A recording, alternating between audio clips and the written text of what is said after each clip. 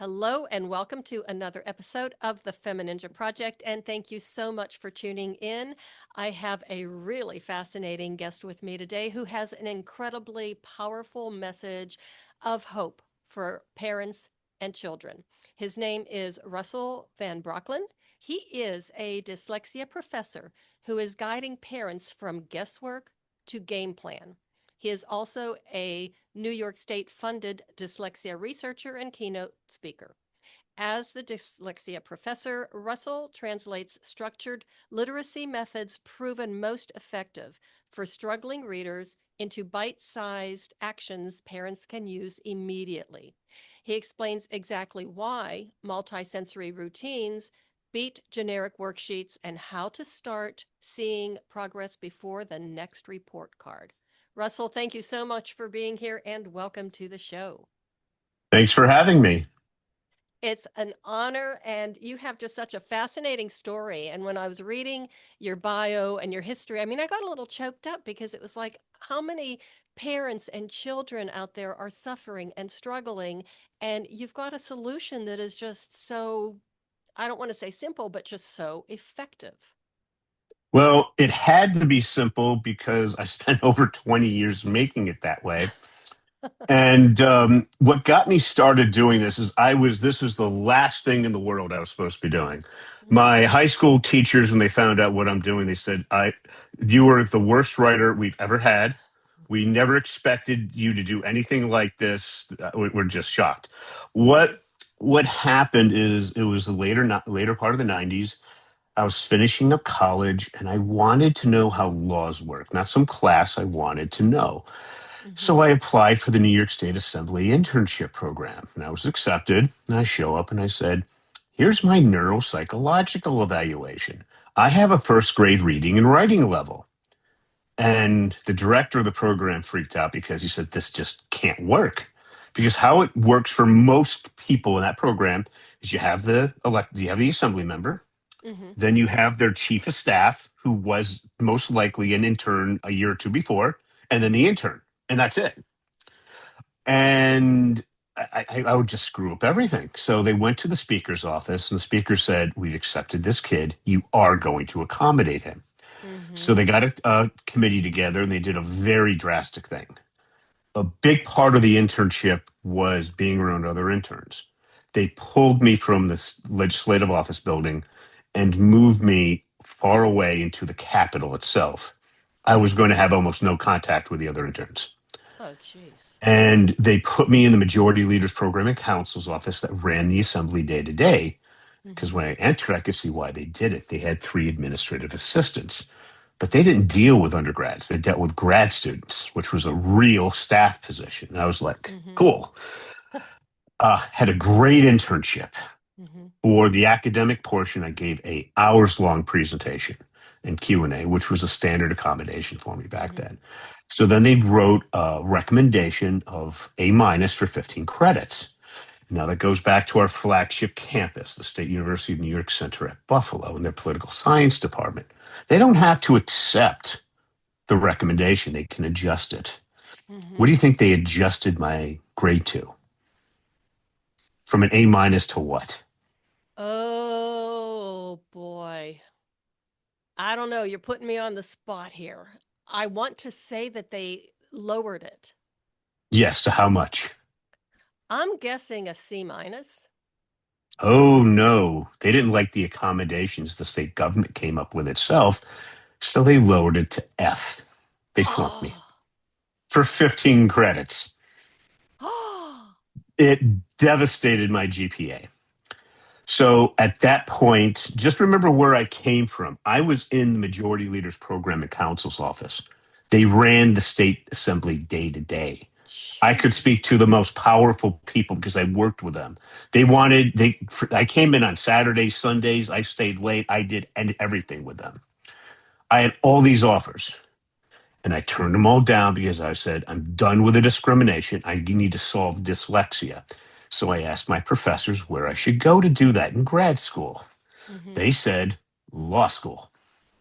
So I went to law school with a first grade reading and writing level. God. You can't So make what this the stuff up. Oh, it gets even more fun than that. So I Oh. specifically went to see Professor Warner, who was the dyslectic law professor for decades. And Mhm. what they do in law school is they use the Socratic method and they try to rip you to pieces, embarrass the heck out of you until you adjust. Mhm. So he called on me the second day of contracts. And then I found out, which I didn't understand until much later, that when dyslexics go to grad school, we are academic specialists, not generalists. We excel in a very small area. Because I love Mm. political science, I was going to like law school. And we owned grad school day one or soon thereafter. So when he called on me, I didn't respond as a student. I responded as his equal. Mhm. He's trying to trip me up, trying to pounce on me, and I respond to him as his equal for 5 minutes, 10 minutes, 15 minutes. Never had anything like it in his career, never heard of anything like this. He said, at the end, Russell, you couldn't be any more correct. If in the interest of time, I have to move on to other cases. It's the people I went to law school with who are now practicing attorneys say they still can't do that. Not to a professor, not in their area. Mhm. I learned to read within a month. I learned to write within a couple of years. And then I went back to the New York State Senate and I said, I want you to fund my dyslexia research project, which they don't do. Mhm. Now, at the time, it was Senate Majority Leader Bruno. Mhm. Republicans are different than Democrats. He was a traditional Republican. Better, faster, cheaper. He's interested, but he wanted to work through the school district. He Mhm. wanted the school district to say, I want this. Mhm. Democrats want to start with a bill and then move down. Republicans want to start at the ground and move up. Mhm. So I said, okay. I went back to my old high school, Averill Park, which is right outside of Albany, New York. And they said, okay, go do the academic stuff first. So I go to the education department and they say, we want a New York State SUNY distinguished professor to approve this. I said, okay. I'm out in Buffalo, to the Mhm. biggest college, the biggest university center. There are two distinguished professors in psychology. The person who gave me the neuropsych before happened to be one. So she gave me another one, 20 hours of beating me up over 3 days. She wrote back, said, I can go from first grade to grad level and back down again. Here's 5 pages explaining the process. Then I had to connect it to the best current research with SUNY, and I did that. And then I got 50, and that was supposed to take me years. I did in under 2 weeks. Oh. A huge advantage in grad school. All right. So then I got 15 grand from the university. We tested out on a couple of students. And then we went into, then the state funded us for years. And what happened is, I want everybody to understand, is I cheated. You have a saying about cheating. What was that? Well, if you're not cheating, you're not trying. Exactly. Here's how I cheated. I said, I want to work with people who are like me initially, highly motivated, highly intelligent. They said my IQ was like 127. Mhm. So Jeez. I said, okay, what we're going to do is we're going to focus just on the most motivated, the most intelligent, dyslexic juniors and seniors. And we're going to fix that. Mhm. Just so happened they all had middle school writing skills. So then I gave them the graduate records exam analytical writing assessment, the test to go into grad school Yes. to a bunch of middle school writing dyslexic high school kids. They generally scored in the 0 percentile. And the post test, 180 days later, they scored in the average range of entering graduate students, the best one scoring at about the 70th percentile. Wow. They jumped 7 to 8 grade levels in one academic year, 180 classes. They all went on to college. They all graduated, GPAs of 2.5 to 3.6, cost New York State less than $900 a kid. So Wow. we were 3x more successful than Landmark College for less than 1% of the cost, for less than 1/25th of the effort. Mhm. And people wanted to know, how did you do that? Well, this is the science of dyslexia. It's called a book called Overcoming Dyslexia by Sally Shaywitz. This is the second edition. That's Ah. dyslexia. That's dyslexia. So Mhm. for those listening, do you see how the back part of the normal brain has this massive neuroactivity? Right. But the back part of the dyslectic has virtually none. Yes. Now look at the front part of the dyslectic brain. Do you see how that's 2.5 times overactive approximately? Yep. Okay, got this weird idea. We got 2.5 times the neural activity up here. Nothing going on back here. Let's pull it from the back part of the brain to the front part of the brain. Will we have that massive neural activity advantage? Okay. It's kind of like giving Michael Jordan, instead of giving him a hockey stick, it's like giving him a basketball. Right. This is where we excel. So why I chose the GRE, Graduate Records Exam, is because there's the GRE analytical writing assessment. The front part of the brain, according to Yale, does articulation followed by word analysis. So articulation, analytical, okay? Analytical articulation, same thing to me. That's why I did the GRE. But then when we were trying to apply this to normal kids, it didn't work. So I had to we presented this in New York City in 2006. So then I had to take 8 years off to figure out how to work with normal kids. Oh, The geez. big, the big secret was I flipped the front part of the brain from articulation followed by word analysis to word analysis followed by articulation. Will you do me a big favor one more time? Will you Hmm? hold that picture up because this is Sure. on YouTube, and so the people who are watching can see the difference. Yeah, Right. So again, let's look at the back part of the brain. right. That's your K through college general. I'm Mm-hmm. oversimplifying neuroscience. You got this massive neural activity, dyslectics have virtually none. The Mm-hmm. front part of the brain's 2.5 times overactive. Mm-hmm. That's generally grad school. Mm-hmm. That's why it's so unfair for us to be in grad school. We own the place. Okay. Right. So Okay. now what I'm going to show you how to do now is do you know that much about dyslectics in elementary school? I really don't. I do know a fair amount of neuroscience and neuroplasticity and how that works, but not that age group. Mm-mm. Okay. Do you know any dyslectic elementary school kids ever? Oh, I'm sure I went to school with several of them, but that was so long ago. Who remembers? Okay. So I'm going to use an example. Her name is Sarah. Okay. Okay. She's 10 years old in fifth grade, reading at the second grade level. Now, her favorite thing to do is swimming. She's on the swim team. She gets in the pool every chance she can get. So, the biggest problem that your listeners have with elementary school dyslexic kids is they tend to be writing, as one teacher said in New York City, a bunch of randomly placed misspelled words. Mm-hmm. Nobody even knows where to begin. I'm Mm-hmm. going to show you how to do that in the next few minutes. Okay. So, Okay. what we're going to do is you're going to, I'm going to assume you're going to be teaching Sarah. Okay. So, what you're going to do is you're going to use a laptop computer with a real keyboard, not an Mm-hmm. iPad, not an iPhone, certainly not handwriting. You're going to type out hero plus sign. What are we talking about? Sarah's going to copy that, which Mm-hmm. is fine. Professor James Collins, Strategies for Struggling Writers, Default Writing Strategy of Copying. It's fine. All right. Then what we're going to do is you're going to swap out for hero plus sign. What are we talking about? You're going to swap out Sarah's name for hero. It's Sarah plus sign. What are we talking about?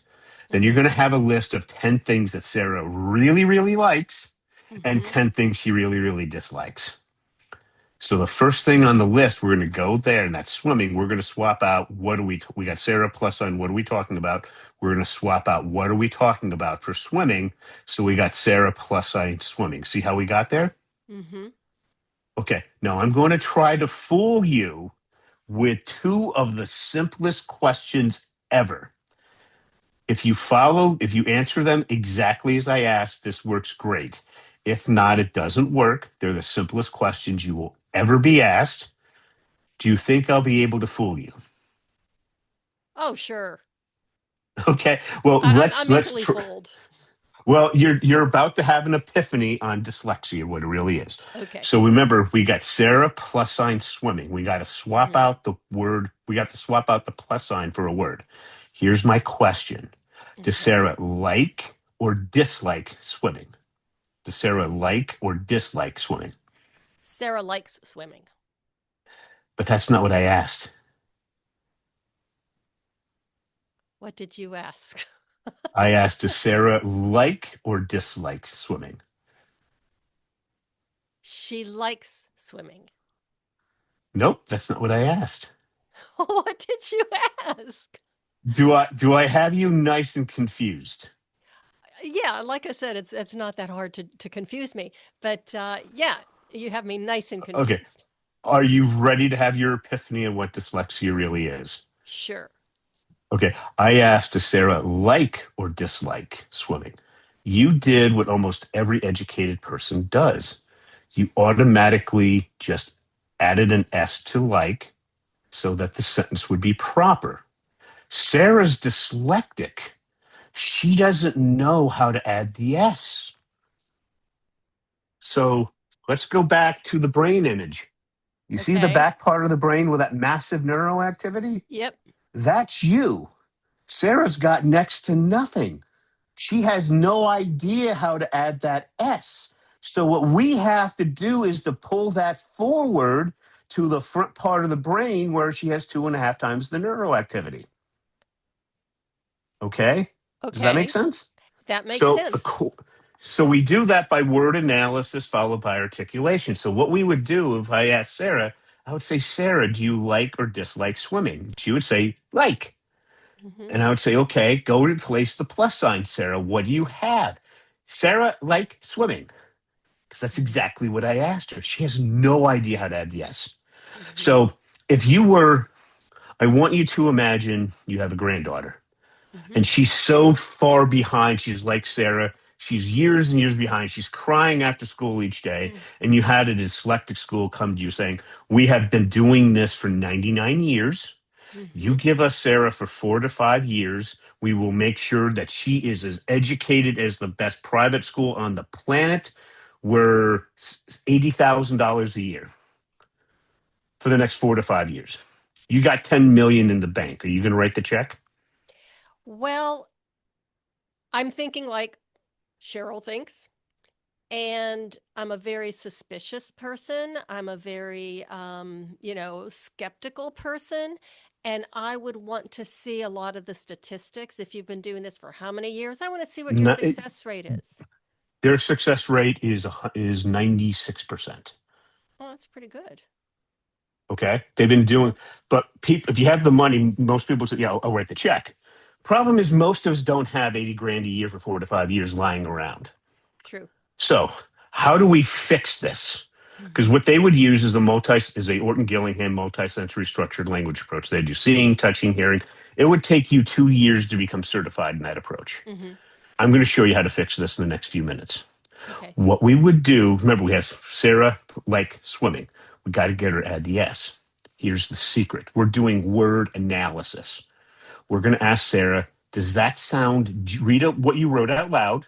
Does that sound generally correct? She's going to say no. I'm going to say, Sarah, fix it.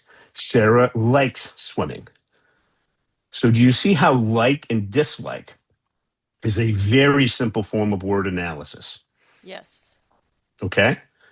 Then we're going to go because reason one, give me a simple reason why a 10-year-old girl would like swimming. Oh, you want me to? Yep. Just give me a simple reason. The most simple reason that makes sense to me is because when you're in the pool, you have it's great alone time. There's just you and the water, Okay. and it's It's just great a alone lot. time. Yeah. Yeah. Sarah likes swimming because it's great alone time. Hmm. Okay. Do you see how after because that is a simple form of word? There's a simple form of articulation. The reasons are Yes. articulation. So like and dislike is a simple form of word analysis. After because is a simple form of articulation. So now what we have here is we're now going to the front part of the brain that's 2.5 times overactive.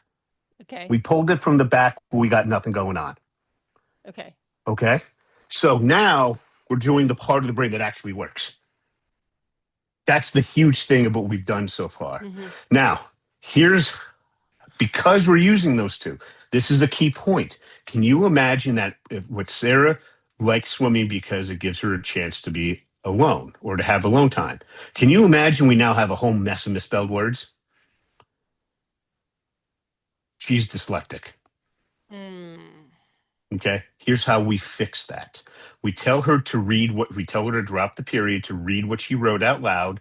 Does it Mhm. sound generally correct? If the answer is no, we tell her to fix it until it does Mhm. sound generally correct. We don't care about spelling now. That Mhm. takes care of the horrific grammar mistakes that teachers don't know what to deal with. They can Right. deal with mild and medium ones. They don't know what Mhm. to do with the catastrophic ones. That's not fixed. Then Mhm. we tell her every time that there's a misspelled word, she's got to retype it. Mhm. Okay. She's going to retype it between 3 and 13 times. Each time she's going to say, I'm not going to make that mistake. And she keeps making it. Around 9 to 13 times, you can start seeing sweat coming down her forehead Oh. because she's every time that she messes up, and I'm not going to make that mistake, she's concentrating so much harder. That's where the magic happens until she eventually gets it correct. Then Mhm. she does it with correct spelling for 10 likes and 10 dislikes. Mhm. Then correct spelling for 10 likes for reason one and reason two. Mhm. And then 20 for 10 likes and 10 dislikes for reason one, reason two, and reason three. Okay. When Okay. she's done with that, a lot of kids writing randomly placed misspelled words have their writing judged at kindergarten or first grade level. Mhm. At the end of this, she's going to be writing at the end of second, beginning third grade level. And here's the key thing about the reading: if you can write it, you can read it. If you can write it, you can read it. So her reading's going to improve drastically. That's the first step. But that's only part three of the model. The first part of the model is that if we're going to get these kids to do anything, we have to be in their speciality, Mhm. their area of extreme interest and ability. Have you ever noticed a kid in school with ADHD? Pretty sure I did. Again, when I was in school, a lot of the Okay. kids were, yeah, Or do you bouncing know off the any? walls, but we didn't have a diagnosis or it was just like, oh, these they're boys, they're bad. Do you know any kids now that have ADHD? I do not. Okay. If you parents say they can't, because if you're dealing with dyslexics, ADD or ADHD, it's the same thing, the same Mm. treatment. So let me give you an example of how incredibly important this is. The student I'm about to tell you about, her name is Casey. I never saw this before. I will never see this again. This is a one-off exception. All right. She was fifth grade, 10 years old, end of fifth grade. She turned 11 over the summer, reading at the second grade level, and she was phenomenally interested in Theodore Roosevelt. So I Mhm. assigned her this: The Rise of Theodore Roosevelt, all 900 pages of it. Casey demanded to do reading first. So I said, okay, here's a simple process. You do it, talk to your mom, do 10, 20 minutes a night. Mom will tell you how many nights a week. I didn't know Casey at the time. She locked herself in her room 3 hours a night for 6 months, most of the days in the summer doing this. Oh. At the end, she knew every word in this book. You could literally go like this, Oh. point to a word, and she would tell you the dictionary definition. She jumped 8 grade levels in Oh. 6 months. I worked with her for 15 minutes a week. Unbelievable. Okay. Now, her mom wanted to know, would this transfer over to another book? So I assigned Casey my most popular book ever, Walt Disney's. It's called Walt Disney: The Triumph of the American Imagination. All 1,000 pages. Why? Wow. Have you ever been to Disneyland or Disney World? Yes. You walk into the Magic Kingdom. Do you feel the Disney magic? Yes. Even as an Okay. adult. Okay. That's based on two universal things. So you walk into the Magic Kingdom. That is based on Marceline, Missouri, where Walt was between age 5 and age 10. Okay. The first universal theme to Disney magic is based on is easy to find. The second is very hard. Mhm. Took Casey 3 months. Typically, it takes 1 to 2 years, sometimes three. Well, you got to remember, I'm working with a kid who's 10, 12 years old. Mhm. And even if it took 3 years for them to read at the 11th grade level, most parents are happy with that. Right. Okay. And then, so Casey hated that book. So I got her mom on her last call for this because I knew she was going to get a kick out of this. I said, Casey, you found it. What do you think of that book? I hate it. I said, okay, you can now dispose of the book. And she literally ripped it to pieces. She hated it so much. Why am I spending so much time on this? Because I asked Casey this point. When we jumped outside of her speciality, I said, how much did your motivation drop? And she's the most motivated kid I ever worked with. She said 50%. Wow. Most dyslexics and ADD and ADHD kids will tell you outside their speciality, you're going to drop 75 to 90%. Wow. So think about what our school system does. It tries to make us well rounded before we specialize. So you remember for what you did, you would start off with doing an English class. Like, you remember you did like 5 books, 10 books in English in college. You'd all dyslexics want to stay on one book for a real long time. Okay. It's the exact opposite because our brains, let's just look at the science again. Our brains are completely opposite. Mm-hmm. So if you're down 75 to 90% motivation wise, can you see no matter what you try, you're going to probably fail? Yes. That's why parents have failed with all these other systems because they didn't focus on the kid's speciality. Number two, do you remember in college and school, you were taught big picture, and then eventually over time you went down to little details? Mm-hmm. Okay. That kills dyslexics because if you ask a dyslexic in your speciality, do you have ideas flying around your head at light speed? Key question, but with little to no organization, they're going to say yes. This is so important. I'm going to repeat it twice. Okay. In your speciality, do you Mm-hmm. have ideas flying around your head at light speed? Key question, but with little to no organization. They're going to say yes. So what we need to do is to force the brain to organize itself by using writing as a measurable output. Let me say that again. We need to force the brain to organize itself by using writing as a measurable output. Here's how we do that. I want you to imagine if you were given the assignment now, what effect did Martin Luther King's famous I Have a Dream speech have on the 1960s civil rights movement? You would know right now how to go and write that paper. Mm-hmm. Okay. You tell that to a dyslexic, it's like grabbing fog.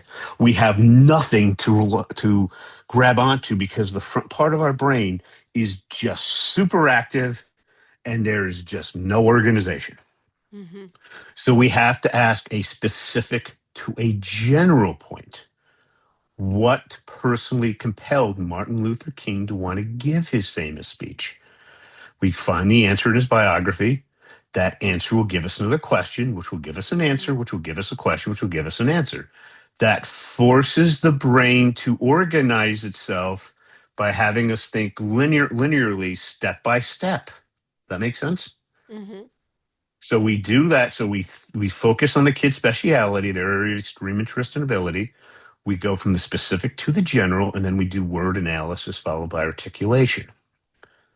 Parents ask how successful that is. I could never tell them because my clients don't want me to tell their stories. And we Mm. protect their privacy. Absolutely. So last December 27th, 2024, I met Kimberly and she agreed to we could share her story. Mm-hmm. Kimberly was a homeschooling mom. Her son, Reed, was in 5th grade, 10 years old. She Mm-hmm. just spent $700 and had the state of Ohio test her kids. Reed was in the 11th percentile in reading, the 4th percentile in writing. She, yeah, she worked with him for an hour and a half a week. Most parents do 10 to 15-minute sessions, maybe 2 or 3 times a week. So you can Mm-hmm. gauge how long this will take you based on that for 5.5 months. Then he was retested. I'm going to give you, because his friends wanted him to come to public school for social reasons. I'm going to give you the testing data that he got in August when he was tested by the school district. So he's in public school. Mom is not within miles of him.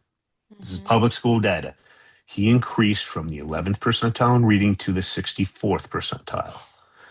Writing went from the 4th percentile to the 65th. Oh my God. His grammar jumped to the 97th percentile.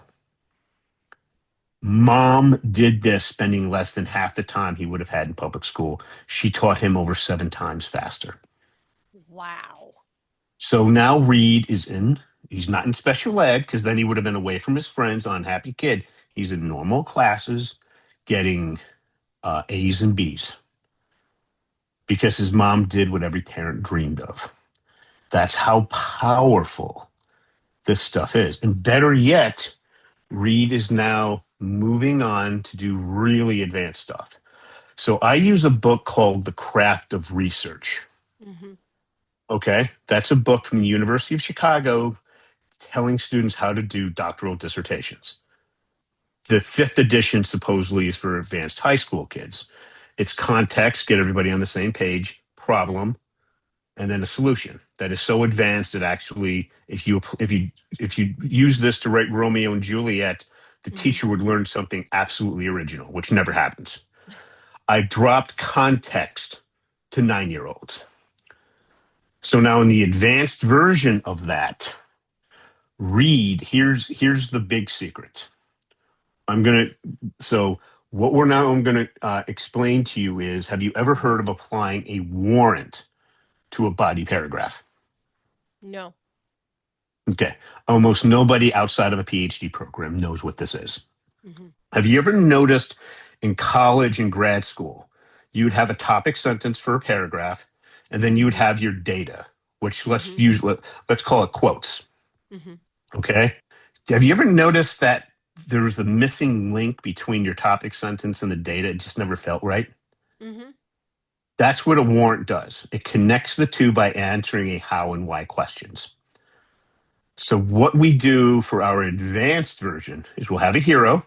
Hero wants to do something. We would pick the most important word. That would be our base universal theme. Mm-hmm. People at this point ask me, what's a universal theme? I want you to think about a movie that did you ever go to the movies over the past couple of decades?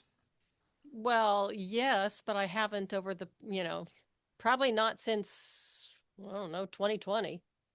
Okay. But I want you to think back to a movie that you love, that everybody knows about, that Mm-hmm. you think is one of the best movies ever. What's the name of that movie? Oh boy. Oh, there's so many of them. Well, just But pick the one that, like, the one everybody knows. Dr. Zhivago.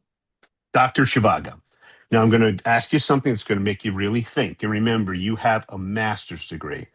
So you're so much more qualified for this than most people. Okay. Okay. Mm-hmm. Give me a one-word universal thing for Dr. Zhivago. Give me the word a one-word universal theme that represents that movie as best as possible. War. War. Okay. Now, can you imagine if we go back in time to when that movie came out, we would have all these Ivy League educated movie reviewers for like the New York Times. They basically said, this happened, and this happened. And you already know what happened before you saw the movie. Sound familiar? Yes. Here's Yes. how you do it much better. You take that universal theme of war, and then you ask, how did the actors, the director, and the screenwriter do with that universal theme? Mm-hmm. And then that's your review. So people know what you think about it, but you're not ruining it for them. Does that make Right. sense? Yes, Here's absolutely. the here's the problem with that. War is so broad. We need a much more specific universal theme that best matches what's in your head so you can really express your thinking on this that is unique to you.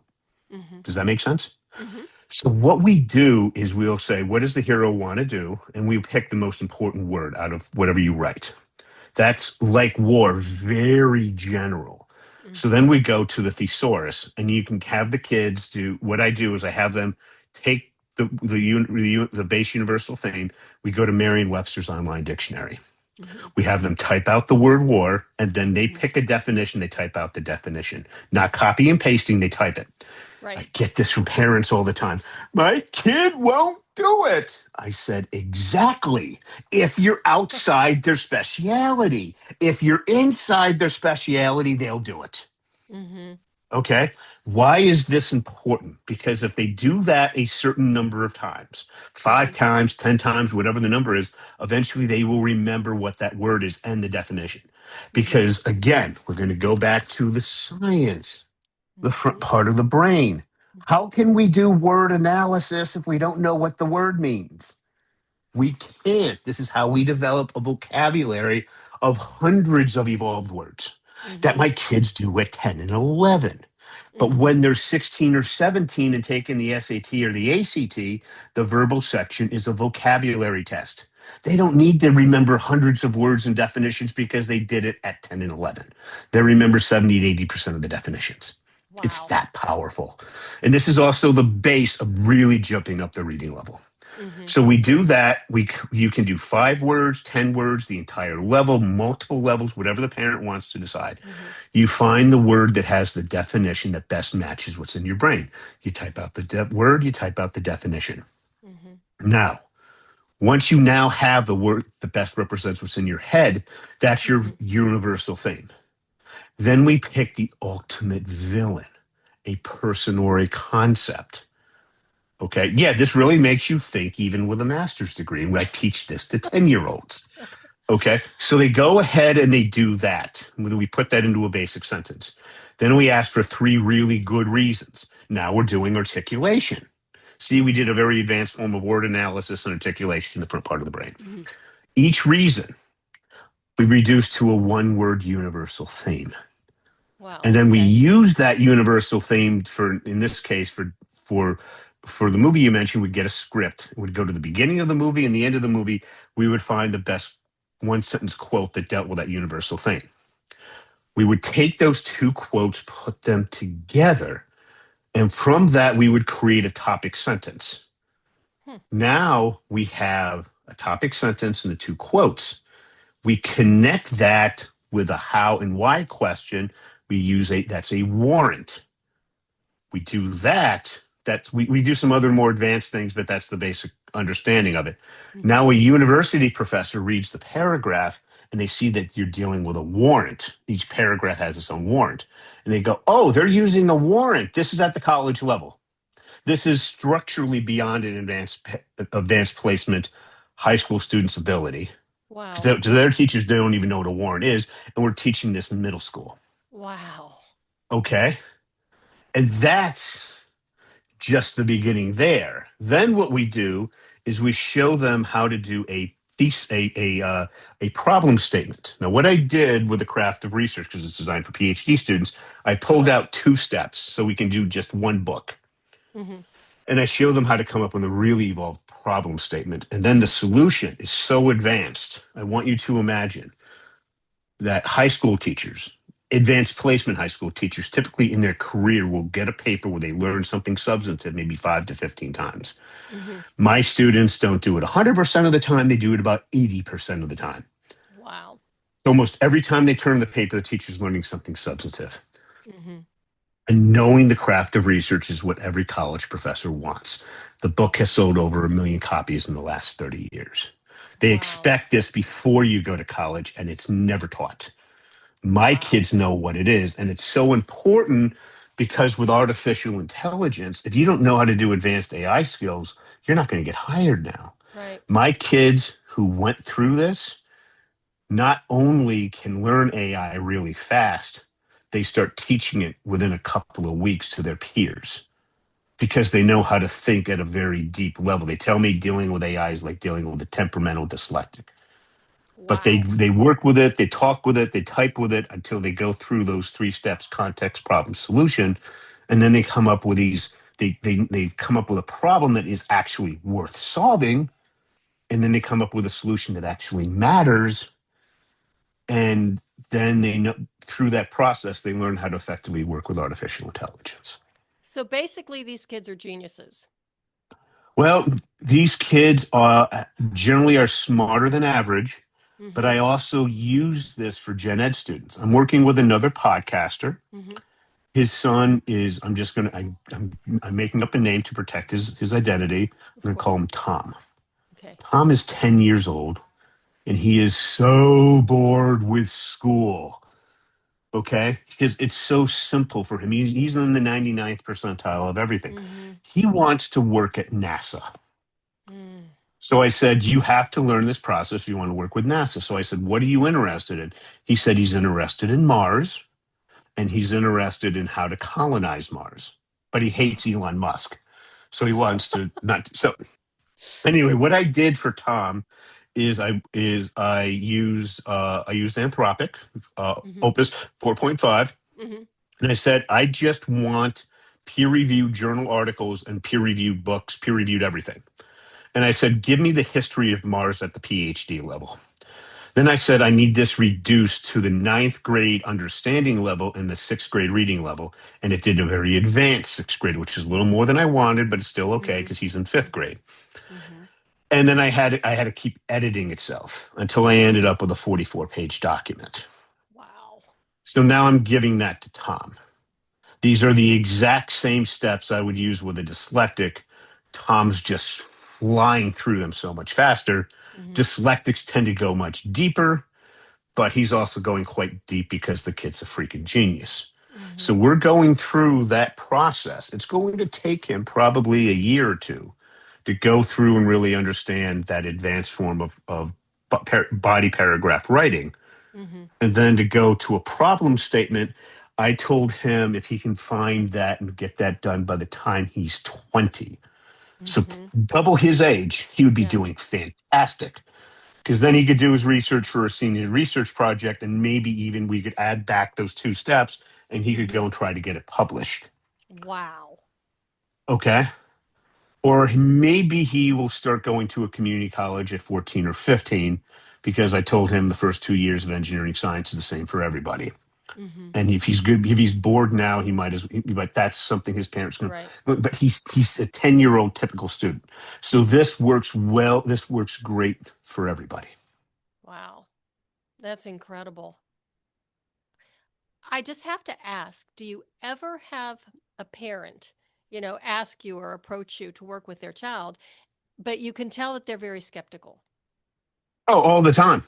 So to give you an example, the mom who's doing who's putting this online for me. Mm-hmm. Her name is Angela. Her son is 9 years old. His name is August. I Mm-hmm. can tell a story. She was the producer on a podcast I was on. She is Mm-hmm. a certified elementary school teacher, grades kindergarten through sixth grade. She taught for about 12 years. And then when her daughter was born, who's now 13, when she was born, she quit, become a Okay. homeschooling mom. So she's a qualified expert. And Mm-hmm. she was so skeptical. But I pointed, I said, well, let's do this again. There's the science. And she's like, okay, this makes sense. So she started off. What a Mm-hmm. lot of parents would be surprised. Parents typically do 10 to 15-minute sessions. Mm-hmm. Professional tutors do them for an hour or two. And Mm-hmm. parents might do two or three a week. Angela has done 3 to 4 a week with her son, August, who's 9, because he turned 9 in August. Okay. She Okay. started in September. She's now midway through December. And they're working on the third reason of the sentence. He's improved drastically. And I Wow. said, make sure he's really got that on before you move on to that hero universal theme villain that Mm-hmm. I told you about. Because that's a big jump up. You want to make sure you have a solid base. Mm-hmm. And she is a firm believer, but she does 10 to 15-minute sessions 3 to 4 times a week. Mm-hmm. Also, the older the kid is, the faster they learn my system. He's Mm. 9, which is the youngest that I recommend starting out with. Wow. Okay. And he's doing great. So she's a firm believer, and she's the one that's putting up the system for other homeschooling moms. Mm-hmm. And Nice. when it comes to homeschooling, it's 90% moms for K through 12. Mm-hmm. Dads tend not to get involved until their kids are about to flunk out of college, and then you got a failure to launch system. Then they tend to get involved. Mm-hmm. And yeah, last one I did with that, I had a kid who flunked out of school. He partied too much. I said, let's do my original program. Halfway through, his son fired me. He said, I don't need you anymore. He went back to a local college. He took 2 classes, English and I think history, and he got 2 A's. And his father said, "I will send you back to another college, not where you came from, and you have to keep it up." So he came back and he said, "Yeah, I'm going to kind of blow off what I told my dad. He's carrying a 3.5 GPA because he doesn't want to do so much more work to get the 4.0." His dad said, Right. "That's fine." His other grades didn't transfer over. He graduated and he went on. His grades were high enough for him to get into a good master's program. Wow. How does that make you feel? I mean, just I would imagine that that would be so not only gratifying, but actually emotional at the same time, because where would these kids be if they didn't have this program, if they didn't work with you? Oh, it's so much worse than that now because I'm going to give you an example with Anthropic. So everybody knows Anthropic people, the founders used to came from OpenAI, who does Uh-huh. ChatGPT, and they thought that they were taking safety enough. They think that AI could turn into the Terminator to Skynet and kill everybody, so they're very big on safety. Uh-huh. When they started their business, they said, okay, ChatGPT owns consumer. They're going to go to business. So right now they have about 30 million customers, Mm-hmm. which I think is about 5% or less than what OpenAI has. Mm-hmm. But it's all business, pretty much. Mm-hmm. They did $1 million in 2023, $1 billion last year, and this year they did 9 billion. Wow. It's all about business and writing, okay, and Mm-hmm. coding. I'm going to forget about coding and just focus on the writing. Okay. I am now doing more in a day than I used to do in 6 months because I have a dedicated, phenomenal writer with this AI. I spend $100 a month on them, 20 on ChatGPT, 20 on Google Gemini. I used to do the $200 a month thing for ChatGPT Pro since the day it came out.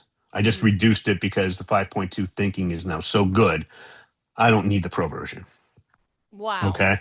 So when I'm telling people this, what's happened is I'm 52. I'm a senior person. You're a senior person. I'm You more know senior than what, you are. yeah, but you know what you're doing cold. Mm. So people like us in large organizations are given a lot of time to learn AI Mm-hmm. because we know everything. And once we figure out how to use AI, we're Mm-hmm. 5, 10x more productive sometimes. Mm-hmm. What I'm telling you is, though, if you know the craft of research, context, problem, solution, Mm-hmm. they want these kids to become senior in AI within 6 to 12 months. How do you do that? Before you do anything, you run a deep research report on what you're doing, Mm-hmm. 5,000 to 15,000 words. I can show students how to get ChatGPT deep research to do 20, 25,000 word reports within 45 minutes. Wow. Okay. Then you take that and you keep comparing what you're doing to that. You can tell it to summarize, tell you what to do it, you read it, whatever it is. This is how you learn very rapidly how to Mm-hmm. become senior in what you're doing. If you can do that and you know the craft of research, you can become senior within 6 to 12 months, and then your pay is going to shoot up like crazy, or somebody else will pay you a heck of a lot more money. Mm-hmm. I'm talking 50% more, 2x, 3x, because you're so productive and you can show them. Wow. Okay. Now, if you're not doing that, I know so many kids out there who went to real colleges with real majors, with real high GPAs, great kids, and they can't get a job. They're doing high school work. Oh. Okay. So they don't want to hire inexperienced new people because the stuff that I would typically have a new employee do, I Mm-hmm. just have the AI do it. And Mm-hmm. now I have a couple assistants who have masters. One has a master's degree in teaching English. She's almost done with a PhD in education. Mm-hmm. Okay. I just have double check this, do this. I give them the AI and they just learn very rapidly because they have master's degrees. I won't hire anybody that doesn't have a master's degree Mm-hmm. because they just know so much more how to learn so much better. Mm-hmm. So that's the new world. So when I'm teaching these kids how to do the craft of research and then they practice in college for 4 years, they know how to come out and to come up with something innovative for a company. Even Mm-hmm. if they don't know a thing about AI, they start working for a company, they're literally teaching their peers within weeks. Wow. because they just started messing around. I would say, go. I had a kid last 2024. He'd say, I can't stand it. His boss loved it. His view was, I'm not going to pay you to take 5 hours to write up something when you can do it in 10 minutes as a draft. What all that the AI does is it gets you a really good draft. Mm-hmm. So then a senior human can rip it apart and come up with something a lot better. It just gets Okay. you to that really good first draft. Mm-hmm. So he calls me. He's in a panic. He's like, I don't know anything about this. I said, I trained you in the craft of research. You've Uh-huh. practiced for 4 years. Go and do context. Comes back a couple of days later. I did it. I said, well, go to the problem statement. He comes back. I hate this. I said, welcome to the grown up world. And then he comes back. I said, go do solution. He comes back. His boss is flipping through. Nothing is useful. Come to his. They go, that's good. We can use that. He found a problem that was a little annoying one that they just Mm-hmm. never put the time in to solve it. He solved Mm-hmm. it in 5 paragraphs. Wow. His boss said, go teach your peers how to do AI. So he's telling them, well, here's how we do context. This is what I found worked. They're like, what do you mean context? What do you mean problem statement? What do you mean solution? He's like, I learned this in high school and middle school. They're like, we know nothing about it. He's like, grief, I got to teach these the craft of research. So he said, this is what context is. This is how I made it. He's teaching them how to think while teaching AI, which he knew nothing about a few weeks beforehand. He just Wow. found what worked for him. That's And I incredible. get that all the time with my former students. Wow. So, okay. So, Russell, tell the audience, the listeners, where they can find you, how they can get a hold of you, all of the links, et cetera, et cetera. And then there was something else I wanted to cover after that. But Sure. It's really simple. Just go to dyslexiaclasses.com. That's with an S, dyslexiaclasses.com. And in there, you're going to see a little button that says download free guide. Just click on that, answer 3 questions. You'll get a document about dyslexia in your kid, but mm-hmm, set up a time to speak with me, mm, or I can't help you. It's a half an hour. It doesn't cost anything. I help your kid find out that how dyslexic they are by asking a couple of questions. They're like, yeah, that's how I learned. And then we find out what their speciality is, what their book is, and what their audio mm-hmm, book is, mm-hmm, so that you know what to work on. mm-hmm, And I find that's the hardest part of what I do, is something I need to do with students directly. And this is how we set that up. mm-hmm. Well, and since you mentioned the word book, would you like to share with the listeners what you're working on as a special Sure. project? Yes, it's a book called tentatively titled Literacy and Dyslexia Reading Turnaround. Mm-hmm, It's about Kimberly's stories, her hopes, dreams, aspirations, and failures, mm-hmm, about her son Reed, mm-hmm, and how over that 5.5 month period, she took him from the 11th percentile in reading and fourth mm-hmm, percentile in writing to the 64th percentile and 65th percentile, respectively. mm-hmm. And how he's just thriving now because right now she's going through a family emergency. She Oh, can't work with him now the way she used to. She just can't work with him at all. uh-huh. Okay. It's a really dire family emergency, and he's doing just fine in school. She's like, I have no idea what would have happened if we didn't do this program, because he still would have been so far behind, and I can't Mm, spend any time with him on this now. wow. What a special gift that you're giving people. That's amazing. Very Well, amazing. I went through this hell. I don't want anybody else to go through it. What final pearl of wisdom or thought or whatever would you like to leave with the listeners that they can kind of mull over? If you're going to work during the intervention period, please note Mm-hmm. I said intervention period. Reed is in 6th grade doing just fine. But during Mm-hmm. that intervention period, until your kid is at grade level or above, you need to focus on their speciality, Mm-hmm. their area of extreme interest and ability, or Mm-hmm. it will almost certainly fail, because for most kids, their motivation will drop 75 to 90%. Oh, jeez. Wow. And if the school comes back and says, we're not going to do that, we have to do this book, and this Mm-hmm. book. Mm-hmm. And I'm like, okay, then you can just keep seeing it getting worse and worse and worse. Or we can find out what their speciality is. Mm-hmm. And parents think they know, but they generally don't, because these kids will come up with, I mean, when we find the right book and audiobook. To give you an example, one of my clients, he's in 8th grade. He's Mm-hmm. reading and writing at the 2nd grade level before I started working with him. And he said, I like watching videos on chemistry for kids my age. I looked at the video he liked. It was how to turn, I'm not joking, how to turn paint thinner into cherry soda. This was not a video for middle school kids. It was for college juniors. Wow. Okay. He just thinks it's normal because dyslexics are really advanced that way. Okay. Mm-hmm. So then I had that's why I used Google Gemini. I had them pull a transcript from that video, which is Mm-hmm. what Google's good for. And then I went and I said, okay, how do I reduce this to the 12th grade content level, but ninth grade reading level? And I Mm-hmm. did that with Claude Opus 4.5. And then I had to check it, like I had to edit itself 5 times until we got rid of all the errors.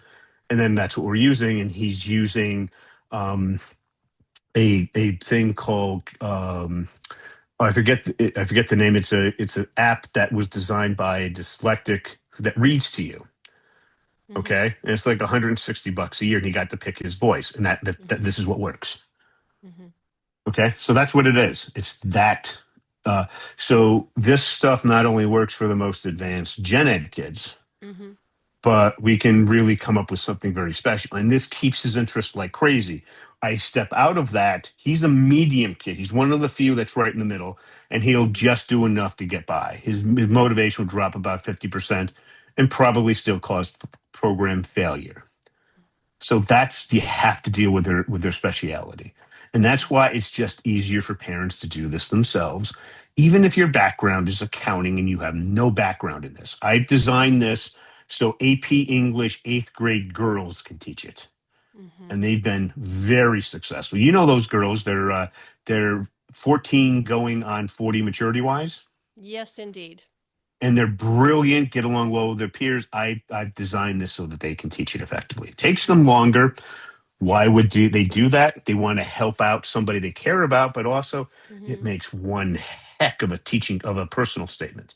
So Mm-hmm. think if you're applying to Harvard, and you could do all the typical stuff that everybody does, or you could say, I worked with this financially challenged family. The kid was reading and writing at the 2nd grade level. In 6th grade, I got him to grade level.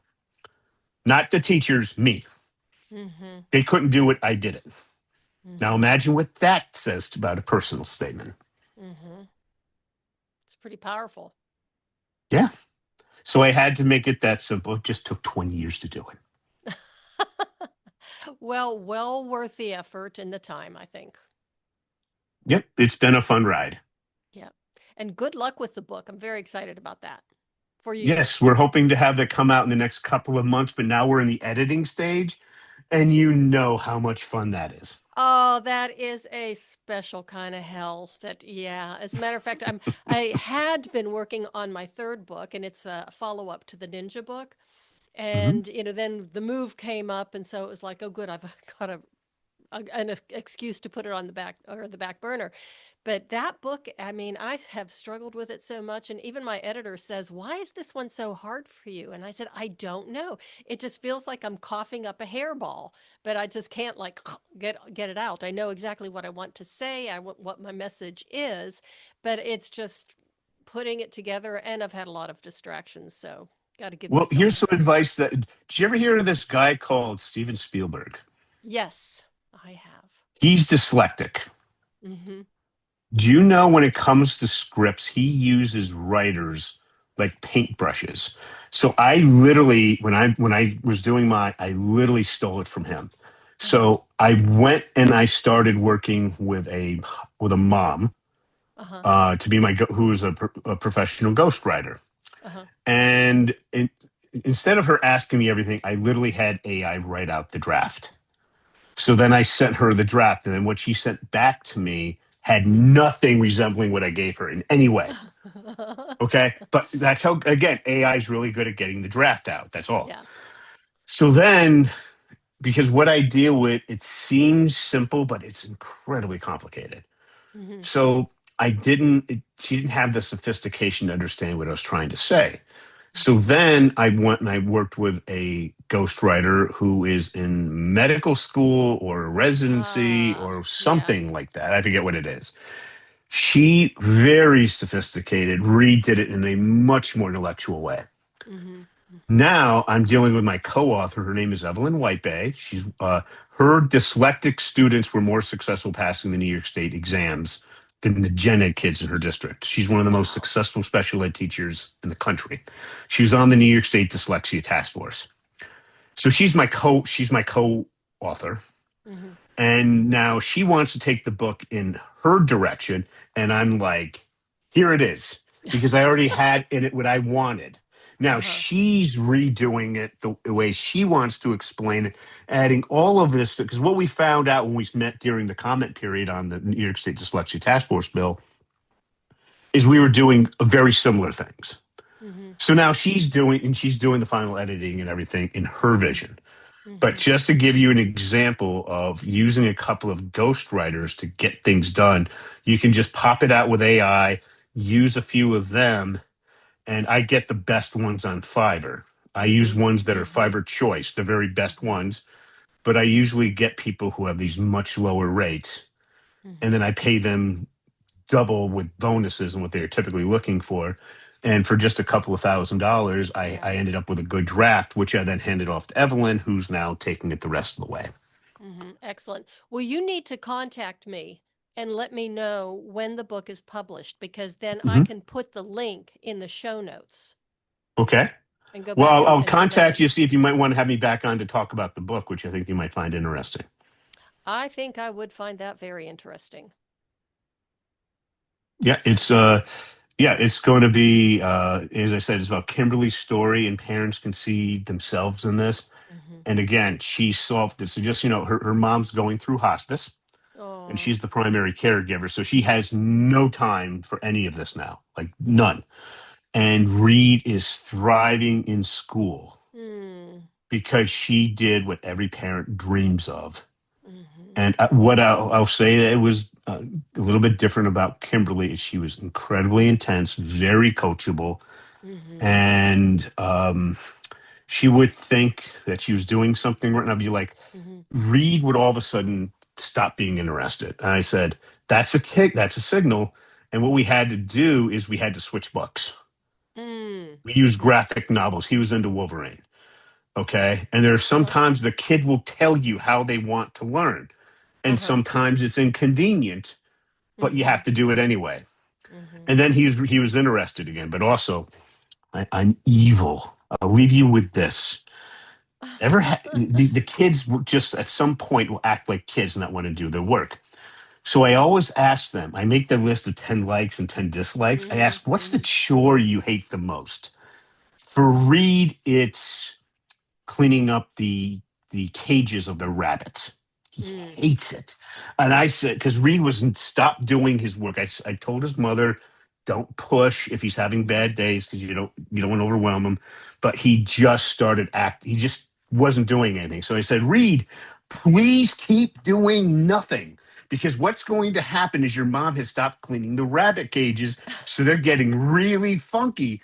And if you don't get this done by the end of the week, you're going to have to go out and clean up all the rabbit cages. And your mom's going to take a video of this, and I'm going to be laughing like crazy. You are evil. And I am so evil. So then he started doing his work. Hmm. So give you an example of one where the kid didn't.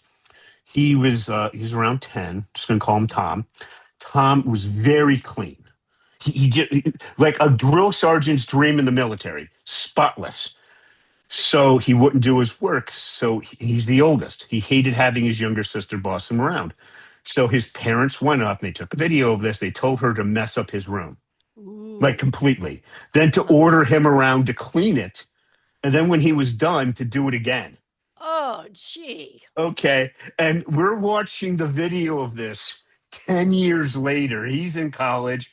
He's like, it's not funny. And everybody's rolling on the ground. This was one of the funniest things I ever had.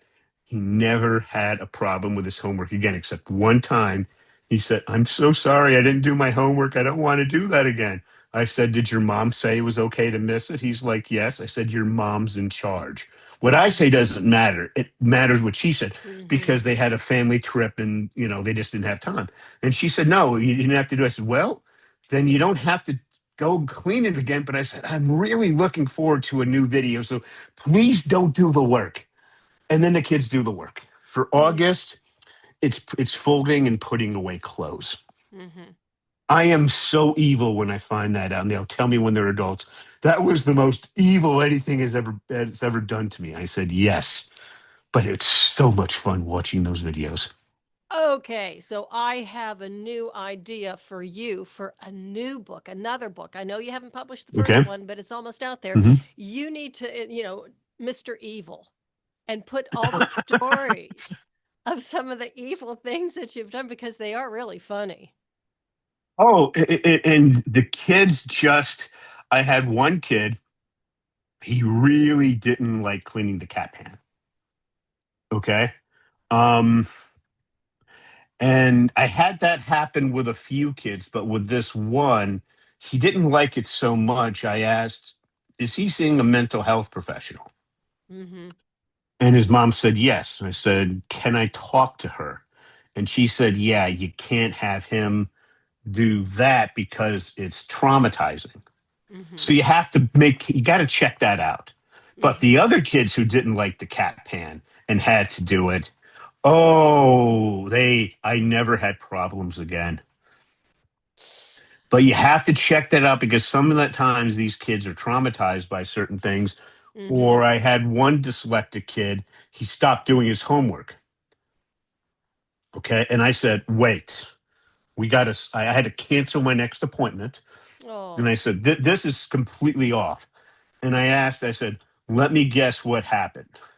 You were at school. I said, what's the brat's name?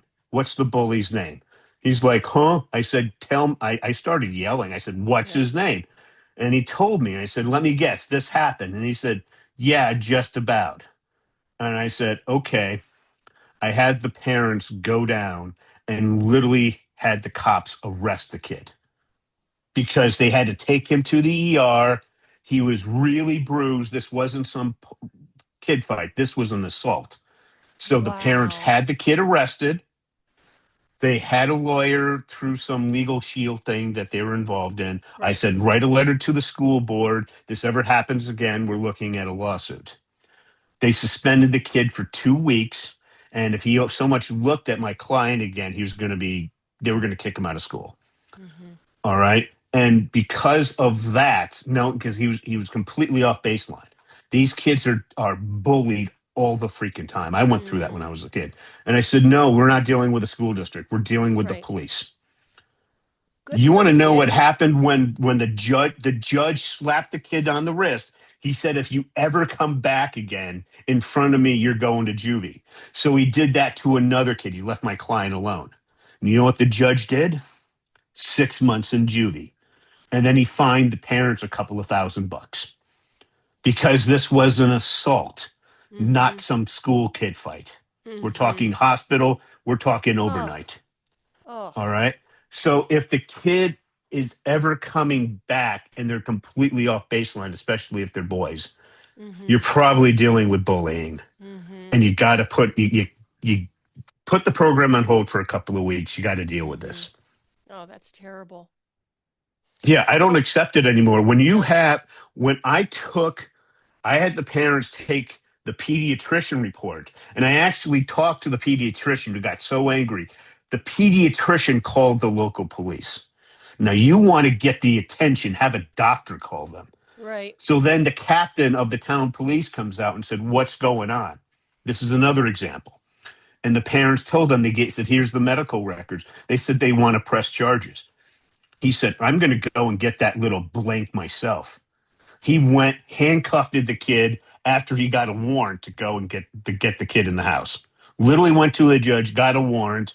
that judge had no sympathy because that Right. kid was in the hospital for a while. He sent him to a year in juvie. Mm-hmm.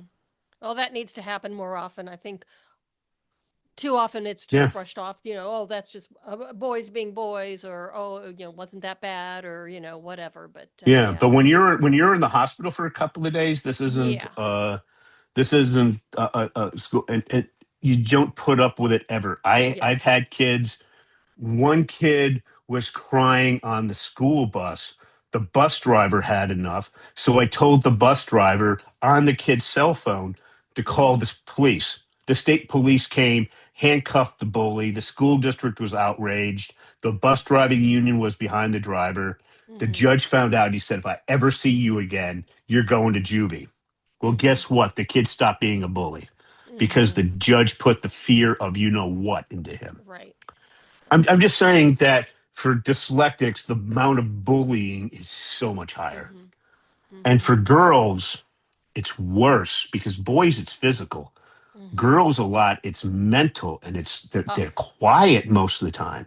So Girls if are they're ever vicious. off baseline, Yeah. I have to find out what that is, but it's much harder because the police aren't going to be involved if we're talking about nasty things. Yeah. But You girls have can to be deal with the very school. nasty. Very, very nasty, Yes. and So what I very found is vicious. there's a company called Legal Shield Mm-hmm. that's worth parents for just this sort of thing. Very inexpensive then to go and have a lawyer write a letter to the school Right. district. Right. Now you're not dealing with the principal.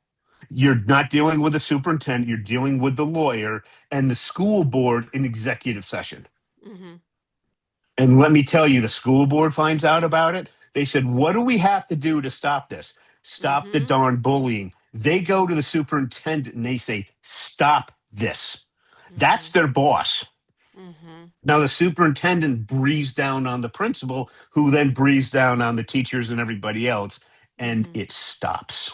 Mm-hmm. Or they send a second letter saying, "We're now getting ready for litigation." And the Mm-hmm. school board wants nothing to do with litigation when they Mm-hmm. can just take the offender, have them suspended, or just kick them out of school.